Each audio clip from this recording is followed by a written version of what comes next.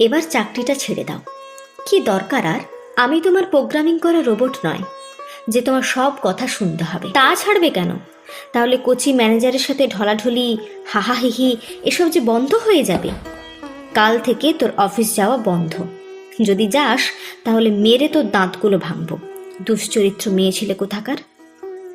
শাশুড়ি বলেছিল, তোমার আজকাল দেখছি খুব তেজ হয়েছে বৌমা। চাকরি করছো বলে চ্যাটাং চ্যাটাং কথাও শিখেছ। বলি, মেয়ে মানুষের এরম তেজ ভালো না।